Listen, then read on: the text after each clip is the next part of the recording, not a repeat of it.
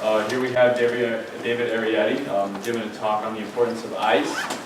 David has been working for 30 years now. He's a professor of earth science, and he's an avid advocate for biology. That's okay. I'm sorry.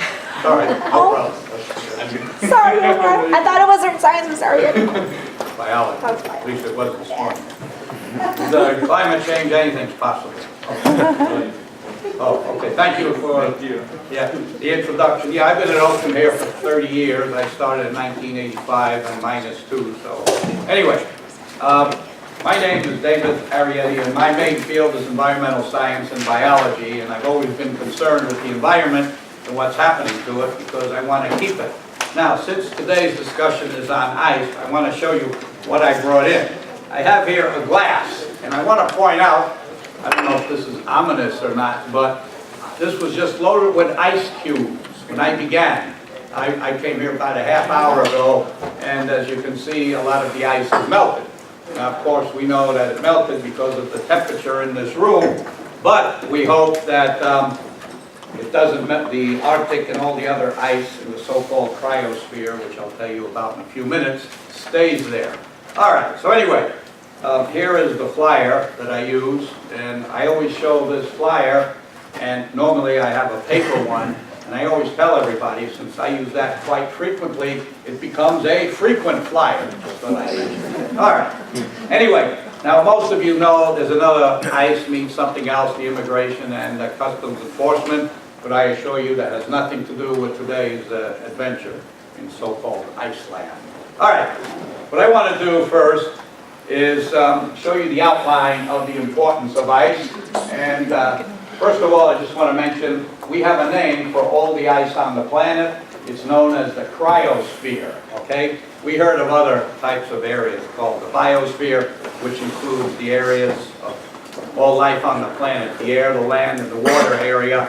And so now we have one called the cryosphere, which specifically refers to the icy portions. And then we have the Arctic and Antarctic, and I'm going to tell you about those characteristics, the functions of ice, the effects of dust and dirt on ice, which has a special effect in Greenland, and solutions to prevent ice melt. And then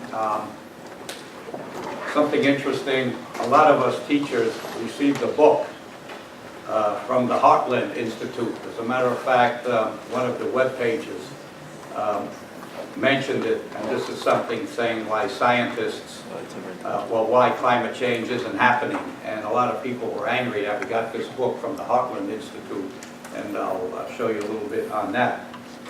Anyway, let's begin with the cryosphere and what the exact definition of the cryosphere is. But first, let me show you where it is. The cryosphere includes all the ice on the planet, and that includes glaciers, ice sheets, ice shelves, snow cover, permafrost, and sea ice.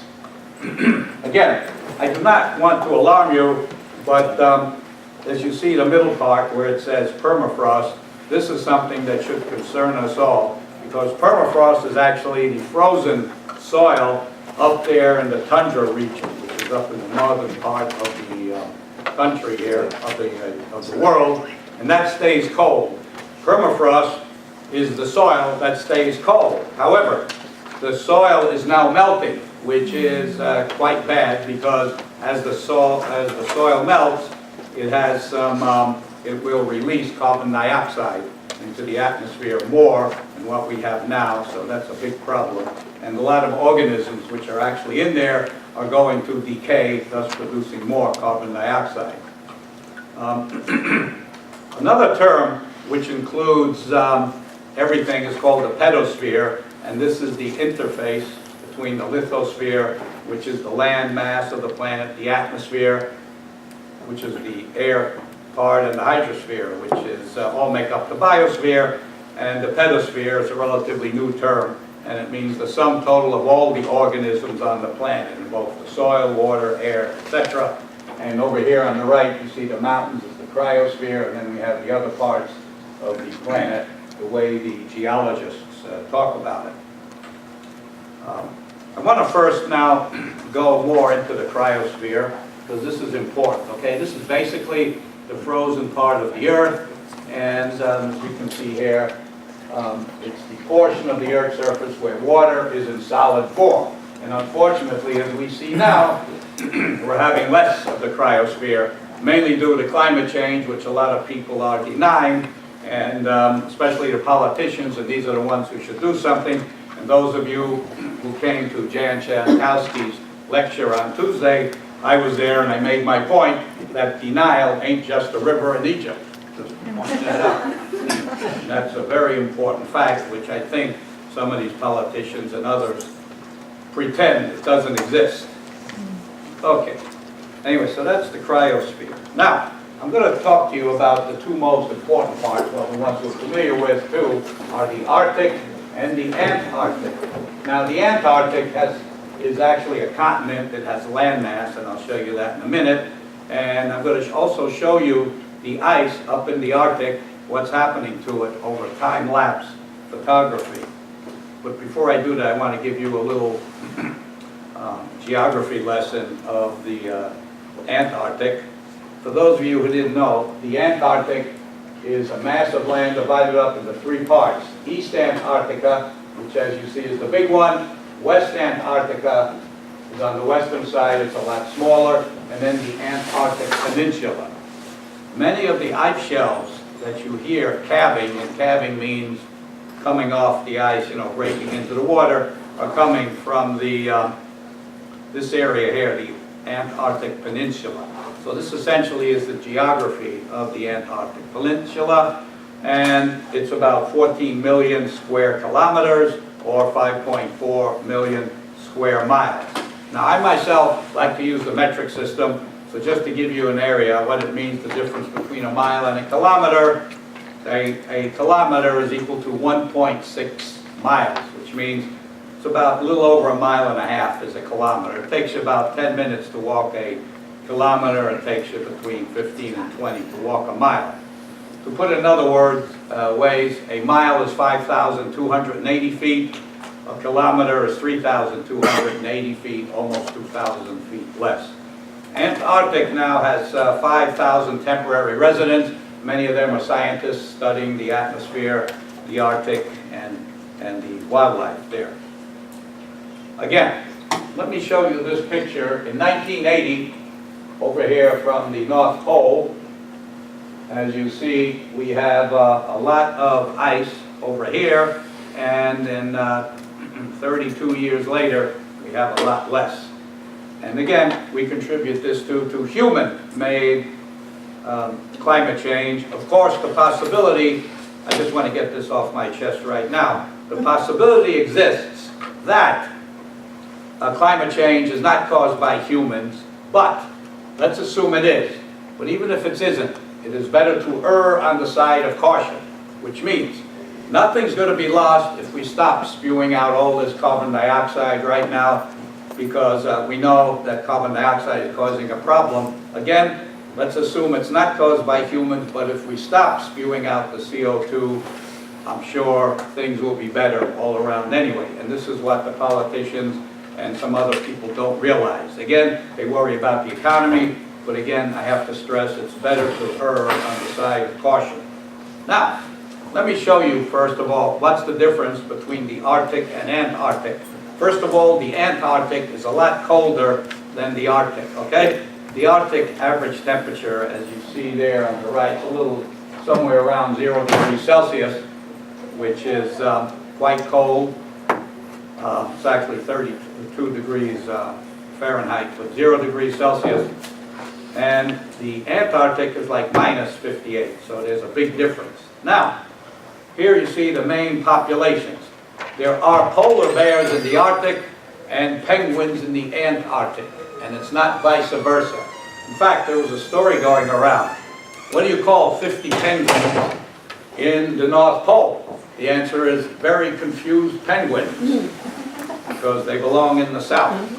As for people, we have a few people in both those areas, but that includes people who are doing, well, mainly in the Antarctic, they're mainly scientists, and in the North Pole, we have both some people who call the Arctic home and some that call themselves scientists.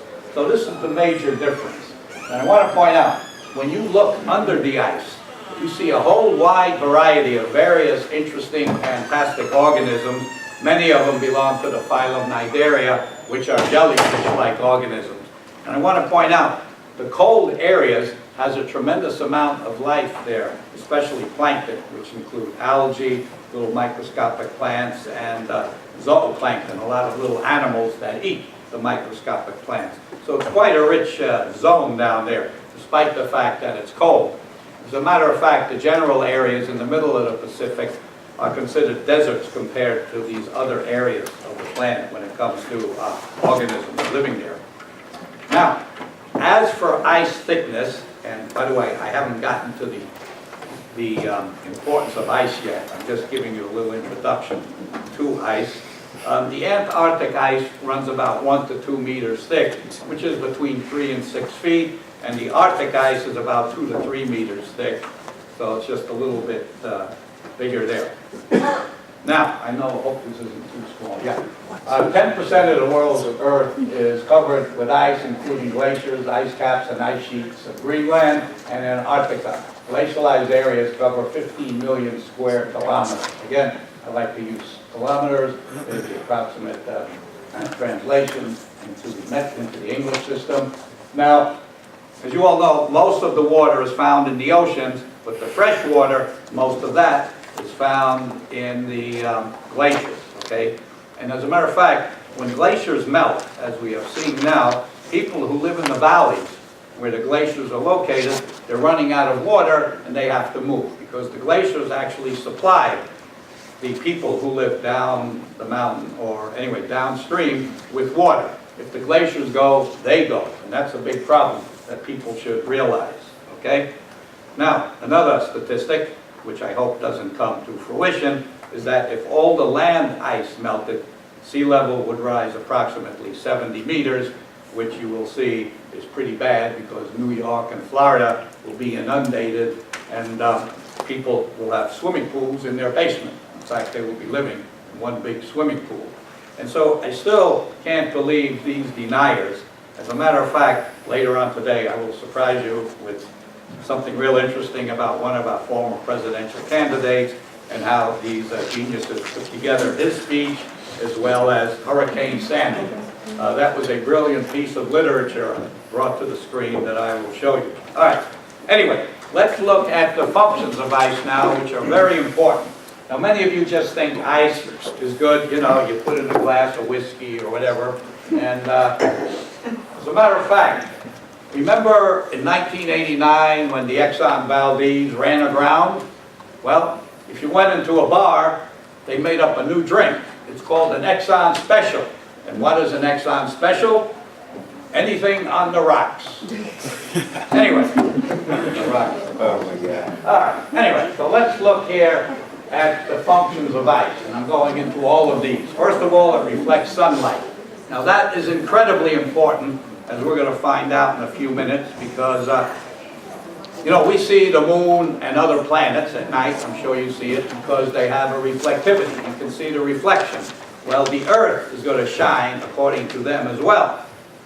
By the way, speaking of shining, I just have to ask you this. What do you get if you eat shoe polish and yeast? The answer is you will rise and shine. I just heard that. I couldn't resist that one. All right, anyway. Okay. Ice also insulates the air. It keeps methane at bay. That's a very important chemical that I'm going to tell you about too, because you all know methane is cooking gas, and we have a problem with that, and we have to try to eliminate it, but unfortunately a lot of it is kept in the ice. And as you're going to find out, when the ice melts, the methane gets liberated into the atmosphere, and that is a more potent global warming gas than carbon dioxide.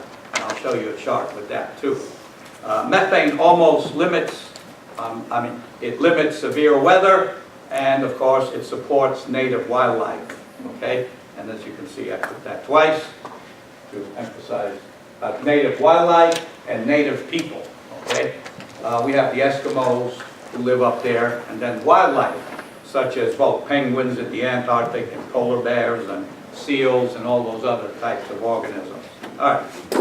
Now, what I want to do is, I want to first show you this animation of ice, and I had it all set up. Let's hope we can go. I set up everything, and there we go.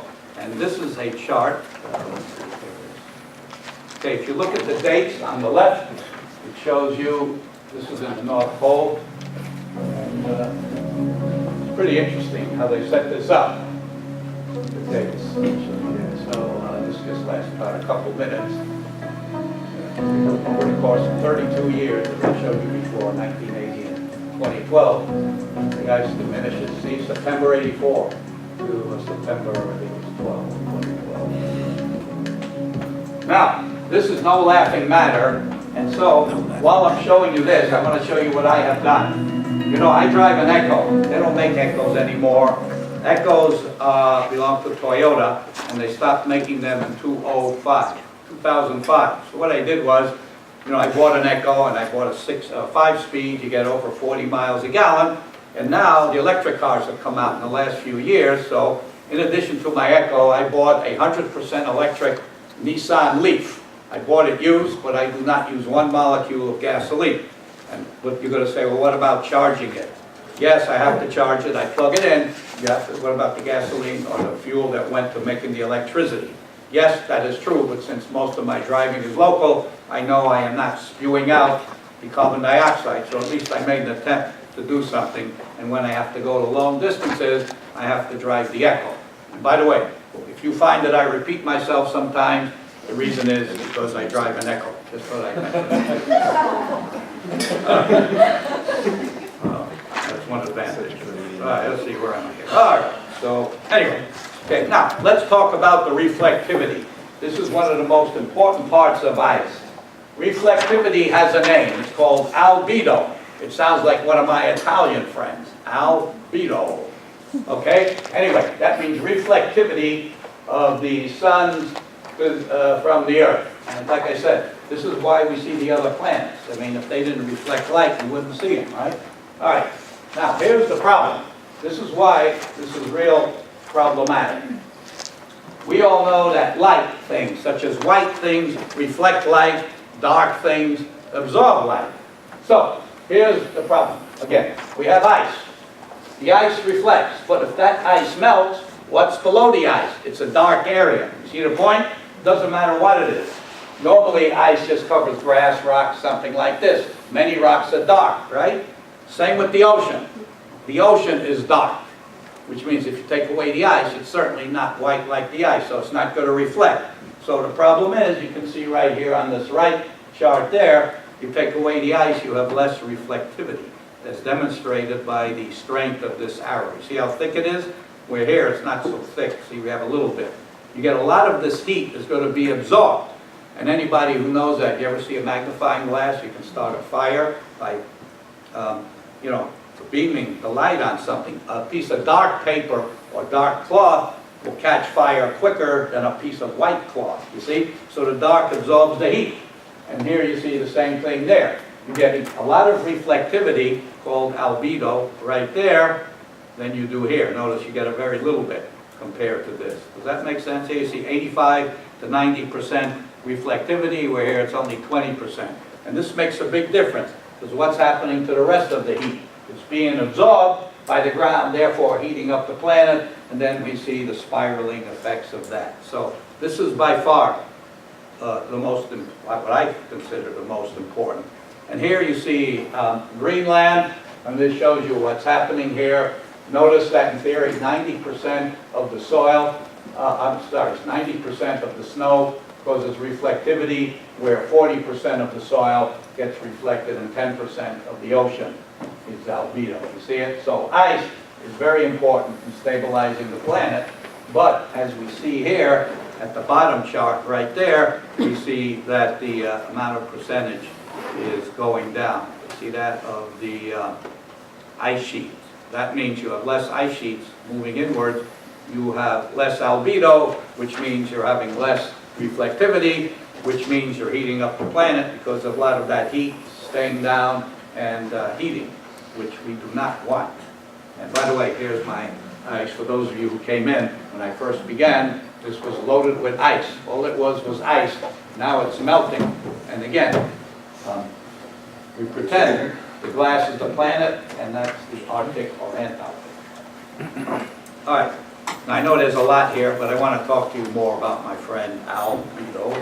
I have to be Italian, too. My father was born in Pisa. And by the way, I should point out, whenever I go to Pisa, the hotel I stay at is the Hilton. Just what I mentioned. All right. Anyway, so let me read this so I give you a better definition. Albedo is the fraction of solar energy, shortwave radiation, reflected from the Earth back into space. Okay? So essentially, you know, I want to point out something, too, that I don't think most people realize. The reason why the temperature is what it is now, about 70, 80, 60, whatever, it's livable for every organism on the planet, because that is a natural greenhouse effect, okay? It's a natural one. You look at Mercury or Venus, it's pretty hot because they're close to the sun. They also have carbon dioxide, which heats up the planet. Evidently, their temperatures are uninhabitable, but our temperature is habitable because of the greenhouse effect. Yet, we humans are actually increasing more of the carbon in there, so we're making things worse, maybe unlivable. Nature, Mother Nature, in his or her wisdom, made the planet livable at the temperature we have. But like I said, let's assume it's us, we are increasing it, but the greenhouse effect is what keeps the planet the way it is, but we're overdoing it, then we have a problem. So anyway, here you can read this yourself. I don't want to read it, but notice without the greenhouse effect, the average temperature would be around -40. And by the way, will drop below -40. For those of you who are metric system buffs or math, -40 degrees Celsius is exactly -40 degrees Fahrenheit. Just so you know, this is the only temperature where Fahrenheit equals Celsius. It's -40. I just thought that's an aside. Now, let's talk about ocean circulation. What does ice have to do with that? A lot. As you all know, we have currents, okay? And the currents carry things all throughout the ocean. And for those of you who listened to my lecture on Monday, I spoke about the gyre, which carries the plastics. I spoke about the plastic patch in the Pacific, which is over here, in the middle between the U.S. and Asia. And the reason is you have gyres, you have natural circulation patterns, which sort of trap the plastic. Now, I just want to point out something since I mentioned it. You're not really having large pieces of plastic where you can see them, you know, little bottles and stuff floating there. It's little pieces of plastic which have broken down, which make up the plastic patch. So if you imagine a whole big bunch of garbage floating in there, it's not exactly like that. But anyway, what the thermohaline circulation means has to do with the salinity. The word thermo means heat, haline means salt. So for those of you who study chemistry, you know, fluorine, chlorine, bromine, iodine, these are known as halogens, okay? With the most famous one being chlorine, that's the name of the group. So that's what they mean by thermohaline, and since the main halogen we're talking about is chlorine, that's very important because the salinity varies in the ocean, and when that varies, that either raises or lowers the water. The more salinity, the more dense it is, which means it's going to go down. So, what happens here with the ice? This influences the currents because if it melts, it's obviously going to have an effect on the salinity, which means the haline part, and that causes a problem. So what I have done, I have put this together, I'll read it to you, which explains the effect of the currents in relation to the salinity. And I want to point out, the general salinity of the ocean is roughly 35 parts per thousand, which means 3.5%. That's more or less. The Red Sea over by Israel and in the Middle East area, the Red Sea has probably one of the highest natural salinities with about 40 parts per thousand or 4%. To put it in perspective, Salt Lake, in the famous Salt Lake City, their water is 25%, which means 250 parts per thousand. So it's almost 10 times that of the oceans. And then the Dead Sea in Israel, which is fed by the Jordan River, that has about 32 parts per thousand, or 320 parts per thousand, or 32%. So it's almost 10 times the salinity of the ocean.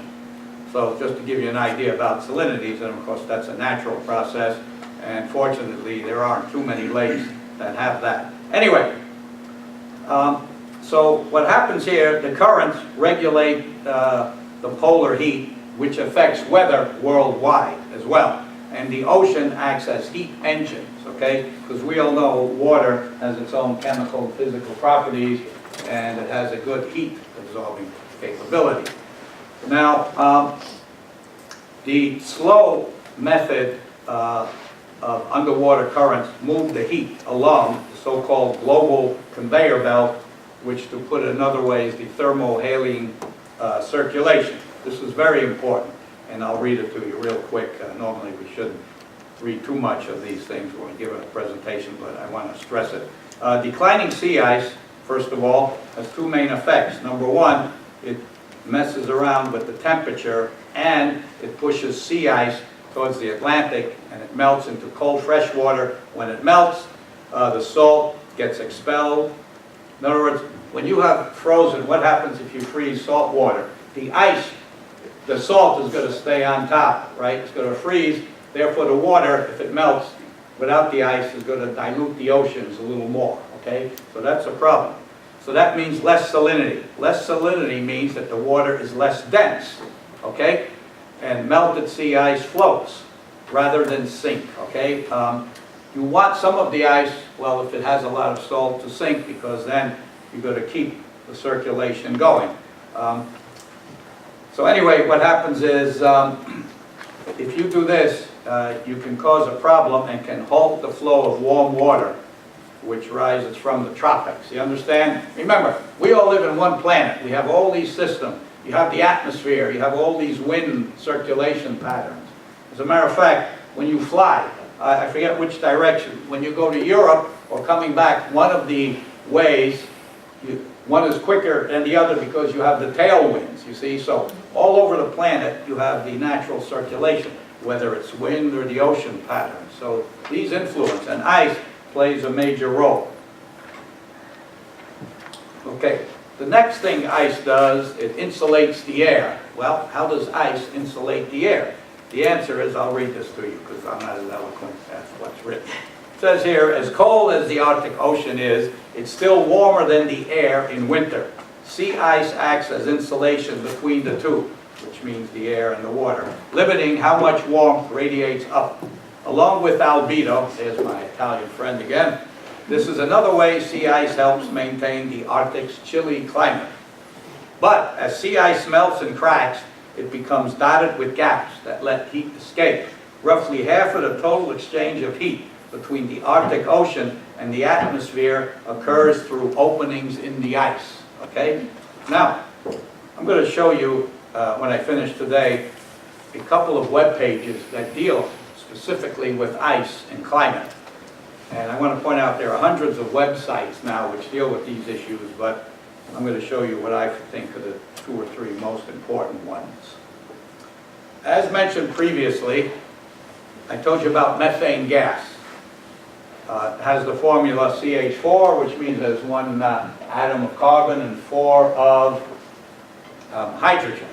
Now, this is actually one of the simplest organic chemicals on the planet, even though it's incredibly abundant. You would expect that. The more simpler the substance is, the more it is. Like water, it's just H2O, you know, it just has 2 atoms in it. As a matter of fact, we hear now, and I got to mention to you, since we're talking about abundant elements, there was a science writer named Harlan Ellison. He writes, he's a science writer.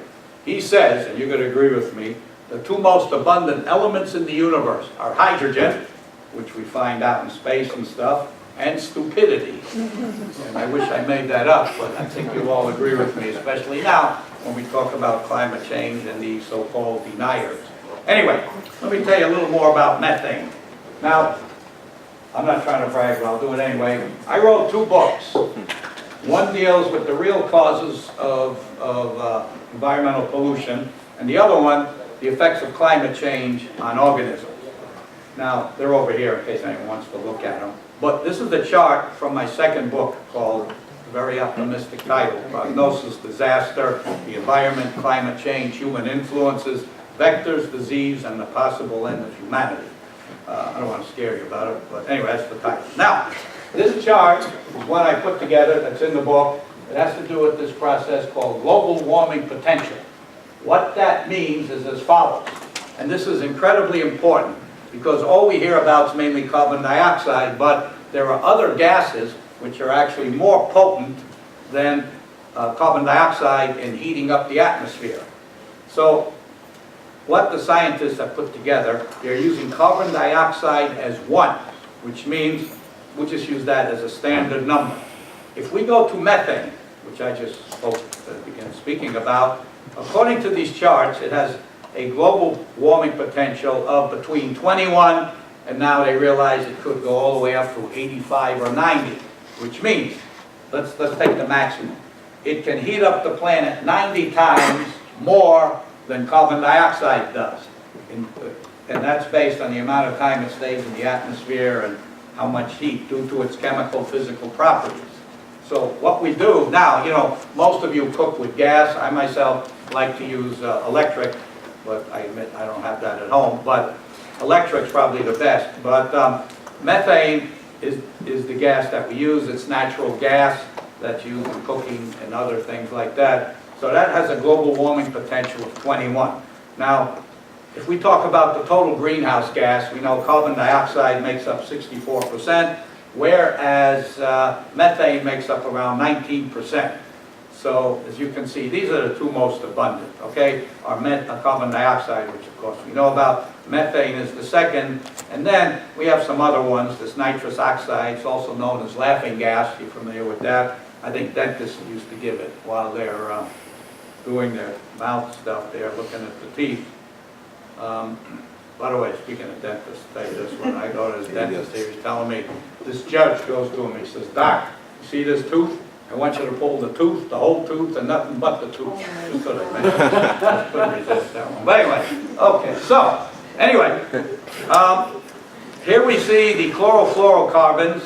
Now look at the amount of global warming potential they have, between 1,300 and 12,000 times that of carbon dioxide. But fortunately, we don't have to worry about the global warming potential. We have to worry about something else with the CFCs. Anybody know what it is? No one knows? What do we have to worry about CFCs?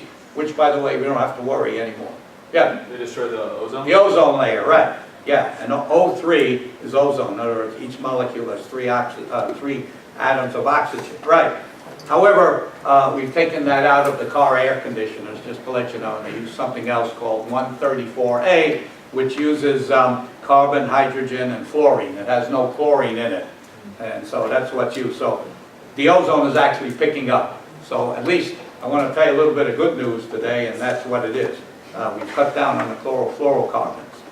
Then, so we don't have to worry too much about that. Thank goodness that the car air conditioners now, they use that other stuff. However, we have something called perfluorocarbons, which are similar to CFCs, but they just contain fluorine, and well, the CFCs contain it too, but they're slightly different. And then we have sulfur hexafluoride, which is used in electrical insulation. Fortunately, we have very few tons of that spewing out on the planet, although I do have a chart, which I'm not going to show you about that, because this lecture doesn't deal with climate change, but it goes up to almost 23,000 times that of carbon dioxide. Now, if carbon dioxide had that much global warming potential, I think we'd all be cooked by now, you see? So we're lucky that we're not using too much sulfur hexafluoride. There's only, I think, a couple thousand tons a year or something like this, okay?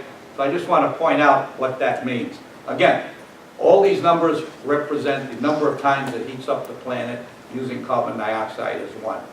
So anyway, that's important. All right, let me show you this chart. This shows you in parts per billion about how methane is on the increase. And again, we have to keep the methane locked in the ice, and we call that methane hydrates.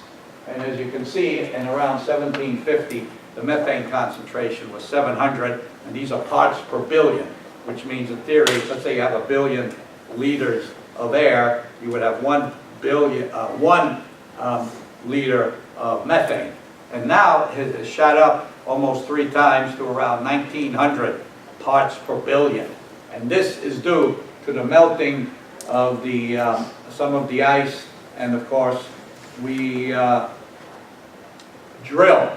And as a matter of fact, oil drilling gives you a lot of methane gas. That's why you will see, whenever you see these platforms and other places, especially in Nigeria, you'll see the flaring up. That's because they're burning off the methane. Now, I don't know if any of you are familiar with the Cook Inlet up by Alaska. They had a leak there, and it took them 3 months to close it. They just shut it down this week, and I was real concerned about that. And the reason why is because, well, first of all, the methane was leaking from a 50-year-old pipe. And the excuse the company gave why they couldn't stop it, because they had too much ice in the area. So it's kind of funny. They give you an excuse, there's too much ice, so they couldn't get down under the water to close it. But yet, indirectly, that methane is helping to melt the ice. See what I'm saying? It's sort of ironic. And that actually happened. I think the name of the corporation was the Hill Corp. They're the ones who dealt with that, and they finally shut it down, which I think is good. And of course, you all heard of the one that happened last year by California, Puerto Rancho, what was the name? Puerto Rancho, one of these areas, and it just kept leaking. And they could have stopped it, but they felt they would lose. I didn't quite understand it, but they gave you an excuse. It would cost the company a lot of money if they shut it off. And this really bugs me because it's costing the planet more. You know, money to the environment is nothing. You know what I mean? It doesn't mean much. It means only to the people. But anyway, more on that. Okay, so much for methane. Then, ice also limits severe weather. What I've done is give you some examples on how that happens. And global warming boosts severe weather. Sea ice loss favors bigger storms in the Arctic. Okay? Why does that happen? Because again, we're messing around with the atmosphere indirectly. Sea ice limits how much moisture moves from the ocean to the atmosphere, making it harder for storms to develop. As sea ice dwindles, storms can grow easier and ocean waves grow larger. With a decline in sea ice, storms and waves are more common. As a matter of fact, I read an article a few months ago saying that the oceans now are getting more severe. Okay? Some fishermen and other people were explaining to the scientists that over the years they noticed the oceans are really growing wilder. They have bigger waves, more of them, and things are getting much worse. So, you know, I wish I could be more positive about these lectures I give. I want to point out, I give a number of lectures throughout the year, and most of them deal with the environment, and every time I do research on these, I become a little sad because it just seems like we're heading down a hole without any stop, unless we have some gutsy people willing to stop it, which I think we can. We just need the guts. All right. So this is what ice does. Now, I want to show you a couple of websites that I think you should go to. One of them, which I get a lot of my information from, and it's really important, is called the National Snow and Ice Data Center. Let me ask you this. How many of you have ever heard of that website? I would bet it's a big zero, right? I figured that. Now, I don't blame you. Again, I blame the media. And the reason why I blame the media, because I don't think the politicians want you to know about these sites. Because if you log on to them, you will get a lot of information that they don't want you to have. So what I'm going to do is, I want to log on to this, just the first page, just to show you what it's about. Okay? So, I still have some more here for you. Don't worry, I'm not finished. I got a lot more. I think we have plenty of time. Let me just do this. National Snow and Ice Data Center.org. And for yourselves, you see it looks like this, and they give you a whole potload of information. They give you data, research, news, whole bunch of stuff, okay? And this is one of the most fantastic sheets. See, they talk about glaciers. I spoke about those. Ice sheets, ice shelves, permafrost. Remember, that's the permanently frozen soil. Sea ice, soil moisture, and snow. So anyway, again, if you go to this site, I can guarantee you will not get a snow job. I had to get that in there somewhere. All right, let's go back. All right, so then let's look at some of the life here. It also, of course I wasn't finished, it shows you what type of animal and human life. You see it? Now, here we see a whole bunch of animals. There's a man, looks like he's shaking the hand of a polar bear. The other one grabbed his leg, but I think they're friends. And if they're not, this gentleman there, okay, ready for this one, has to bear with it. All right, anyway, so over here we see lots of animals that live in the Arctic. I'm telling you, it's a gold mine of animals and plankton life, okay? I'm not talking about big plants. Plankton are little animals such as little baby crabs and zooplankton are little animals and things like this. They have jellyfish. And let me explain what the word planktonic means. Planktonic means they go with the flow. They really cannot swim too far by themselves, so they go with the currents, okay? And so this is part of the food chain that you find in the Arctic. And of course we have the Eskimos and people who are used to living up there in the cold. And as you can see, we have a lot of whales and animals like this. Now, you're going to find a lot of seals and whales. What are they known for? They're known for their blubber, the fat. Why are they fat? Because the fat insulates them against the cold. See it? That's why you find a lot of these animals up there in the Arctic. They're quite big and bulky. And now, if anybody here goes to the Field Museum, you know, I teach animal behavior at Columbia College downtown, and we go on field trips, and I take my animal class there, and we see down in the basement of Field Museum, they have these stuffed seals. Gigantic seals, weigh a few thousand pounds. And of course, when you look at the dioramas there, you see it's all snow and ice, and of course, they have to be that way to insulate themselves against the cold. But they seem to be doing fine. And I'll tell you, the cold is not really bad for these animals. It's actually good for them. I want to also mention that heat is a lot more lethal to organisms in the marine environment than the cold is. And I'm sure some people here have seen the March of the Penguins. Right? Somebody's seen it? And if you watch, you see how they're just standing there with the eggs. It's freezing cold, way below zero. Yep, it doesn't appear to faze them. At least that's the appearance we get. Here's something. Oh, hey, I just love these things. Crunchy on the outside and chewy on the inside. No, I guess you can get it with that. All right. Now, here I have a chart which shows you, now again, I didn't put this together, but they use different colors for different years. However, the only year we're familiar we want is the color red. See it? What does that mean? Okay, let me explain this. This shows you the months of the year, and this shows you the sea ice extent in millions of square kilometers. Okay? A kilometer is, again, 1.6 miles, and it's 1,000, I'm sorry, it's there's 1.6 kilometers to a mile, all right? I just want to clarify that. So it's 1,000 meters, again, 3,280 feet, and this is the extent. What's happening is, if you look there, this shows you over this year. Normally, it goes up and down through the years, as you can see. That these years, starting in 1978, there was a lot more snow and ice than there is here in 2016. You see it? So every color represents a different year. And this is actually a good way to put this. As you can see, we're now in the red zone here. Red is appropriate for now because we're in the danger zone. But we've lost a few million square kilometers of ice cover. You see it? You understand this chart? So the higher up it is, the better off it is. The lower you are here, the worse off it is. And again, of course, you're going to have increase of ice during certain times of the year, as we see up here in June, July, August, when it's cold up there, okay, as the globe, because, you know, we have our climate in Australia is just the opposite of here. You're aware of that, you know, when it's winter here, it's summer there, and vice versa. So this chart shows you what's going on.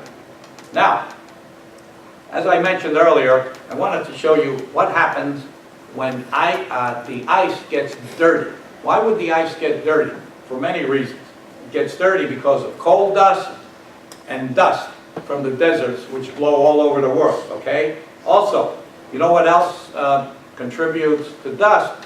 Is that when we cut down the trees, especially in North Africa, North Africa is mainly the Sahara Desert. A lot of it is, but as you get lower, you still have some tree lines there. And what happens is, in certain of these countries, the people living there have to cook. And what they cook with is wood. So they cut down the trees, therefore leading to deforestation, which in turn leads to more desertification, which means human-made deserts. When they cut down the trees, you have more sand. The sand is going to blow with the winds, and a lot of it winds up on the ice in Greenland. And they have found, they've done a lot of research on that, and they find out here that the snow is darkening because of the dust, whether it's from coal-fired power plants or dust from the deserts or wherever it comes from, okay? It darkens at the top. And then we have satellites to measure that, by the way. Now we have satellites which measure almost everything that we need, including ozone, deforestation, dust, etc. Ice deterioration, things like this, okay? So to just sum this particular one up, it says Greenland's ice sheet is filthy, and that's a problem. 3/4 of Greenland is covered by the only permanent ice sheet outside of Antarctica. So we need Greenland to help maintain the climate, and unfortunately, the Greenland, since it's absorbing more solar energy, which means it's heating up. Why? Like I mentioned before, the soot is absorbing the heat instead of reflecting it. Now, as for solutions, and I still have some more things for you here. The main solution to prevent climate change, let's assume it is happening and not by humans, forget about oil, coal, gas, nuclear, wind power, biofuels, geothermal, biomass. These are the ones I teach in my class. They're all no good because you still have to burn something or heat something. You understand? And the best way is to go solar for the simple reason that everybody in this room and all the organisms we see outside and all over are existing because of solar power. Everything you eat comes from the sun, right? Except, as I show my class there, that they just discovered a new form of energy, which is called chemosynthesis, which means you get your energy from the oxidation of hydrogen sulfide gas. Now what does that mean? That means that these organisms that they found live at the very bottom of the ocean and in caves in countries like Romania, where they were never exposed to sunlight, yet they have a whole wide variety of animal life, you see? And that animal life, how can you have animals without plants? Okay, well they found out that there's hydrogen sulfide gas, there's water down there, there's bacteria which live off of the hydrogen sulfide gas. They grow, and then the animals eat the bacteria. All these animals are born without eyes, and they're virtually colorless because there's no need for color, because they have no light, and they live off the chemosynthesis. And I mentioned this to my class. I show them a special movie that takes place in Romania about that, where they go to these caves and they find animal life. How can you find animal life without any plants? Well, they discovered this new form of energy, which is chemosynthesis, and also at the bottom of the ocean. You have these deep sea vents, you know, where you have the tectonic plates meet, and you see the hot fumes coming out because it gets the heat from the ocean, and these are called smokers, and you see the black smoke because it mixes in with the chemicals in the water to give a black smoke, and that, anyway, it's very hot, and that's a chemosynthesis. So I'm just going to tell you this. I don't care what everyone else says, solar is the best way to go. And let me tell you something, and don't worry, I'm still not done yet, so we've got a few more things to tell you. Like I said, I bought my Leaf, my Nissan Leaf used, 100% electric. And I realized how I can turn that into a solar car. It's real easy. It just costs some money. I could recharge the car by getting solar panels, which I have seen, at least on the internet. They're recharging the batteries using solar panels. So in theory, if we would have all those around, you could make any electric car a solar car just by charging it. Of course, you make the electricity through the panels. Of course, that's quite expensive, but if you've seen the space shuttle, hell, all the electricity comes from the sun, just to let you know, okay? So, now let me just say one thing. Now, many of you have heard about biofuels. That means, you know, things like oil, cooking oil and things like this. The only way to get energy from them is to heat them, right? To boil the water, to turn the steam. That's why that literally burns me up. I prefer solar, no moving parts. You just get the electricity and bingo, you got the electricity. And by the way, we use this all the time in calculators and other things, you see? By the way, they're thinking now, California has a prototype of a solar power plant, so we can do it. Now, I want to show you this. This was the part I showed you. You know, it never amazes me, as Harlan Ellison said, the stupidity here of these people.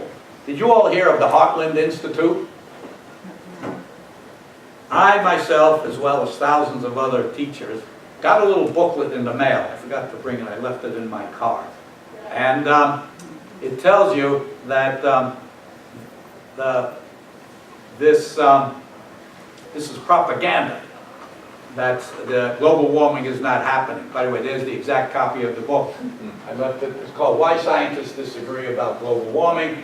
NIPC stands for the Non-Governmental International Panel on Climate Change. Okay, the N stands for non-governmental, and the IPCC, generally without the N, stands for Intergovernmental Panel on Climate Change, which is put together by the UN.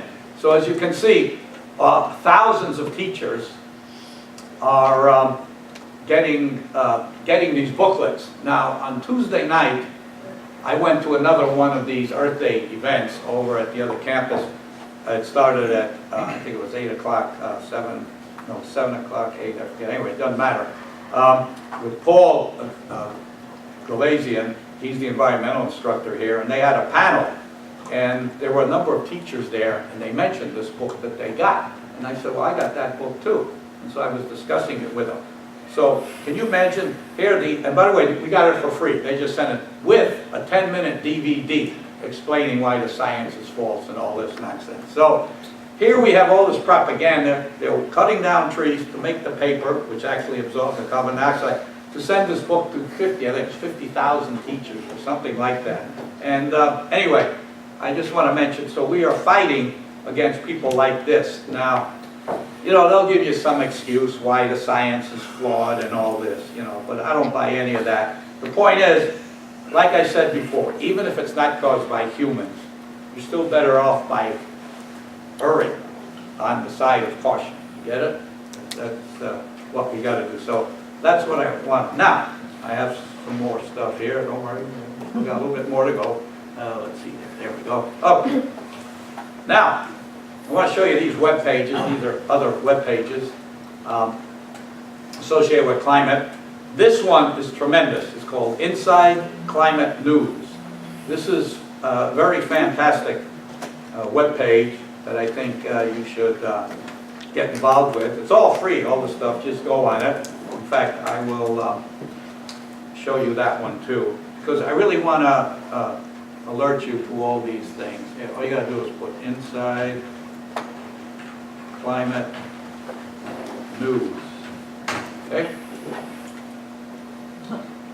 And anyway, it's all free. I get it by email. What's going on? Come on, out. There you go. Okay, see it? And this shows you a lot of stuff. And then you can read up on it. I'm glad that's correct. Countries begin pressuring the U.S. to live up to its climate obligations, which so this is really a tremendous website. and I suggest you go on it. Now, I signed up, so I get it every day by email, okay? And here they talk about coral reefs and all this, so this is something that you can see. Let's look at the other one. There are many, but I'm just showing you a few. Okay, the National Snow and Ice Data one I just showed you. And then this one comes from the UK. It's the Center for Polar Observation and Modeling Data. How's that for a name, huh? Okay, let's get that. I'll show you this. And I should warn you folks, the best is yet to come. So I've got some surprise for you all. Okay, ready? Cool. Okay, so here it is, the Center for Polar Observation and Modeling Data portal. And they show you a whole bunch of stuff. This was done by satellite. And again, it comes from the UK. So they speak about sea ice sheets, stuff like this. There was a movie, I forget what it was called, it had the word ice in it. I saw it a couple of years ago. There was a movie named Ice, I forget. Oh, Declining Ice, I forget the name. Anyway, it was a good movie about ice, and they took photos of it. Man, the name escapes me. Okay, now, I want to show you something else. Oh yes, let me get it. I have to, this is the end, and then we'll take questions. Get it here. Get it up here. I forgot to download it.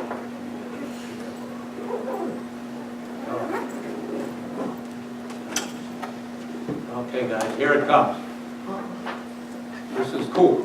To top up your omega-3 DHA, Revenge. you Nature. could lead the life of the Inuit Eskimo.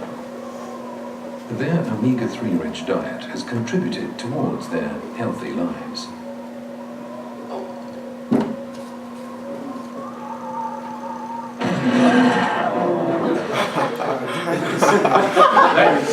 Nature's revenge. I thought that should cheer you up. Is that real? I don't know, it looks real to me, but you know with Photoshop and stuff, you never know. Oh, now anyway, by the way, there's a movie which I'm not going to show you, but this movie I got off of YouTube, lasts about 52 minutes. It's really great about the underwater, above the surface and everything. Okay, so, other questions, comments, anything? If anybody wants to see the books I wrote, I have them here. I have my business cards. Not that I'm looking for business, but I have them there. Any questions? None? Yes? No? You have one? Oh, I thought I saw a hand. No questions?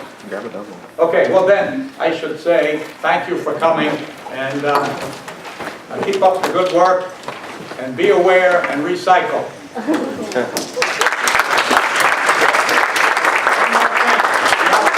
Environmentally friendly politicians who believe climate change is real. They don't have to tell you what party they belong to. I'll just give you a hint. It's not the birthday party. Thanks for coming, guys. Thanks for coming, everyone.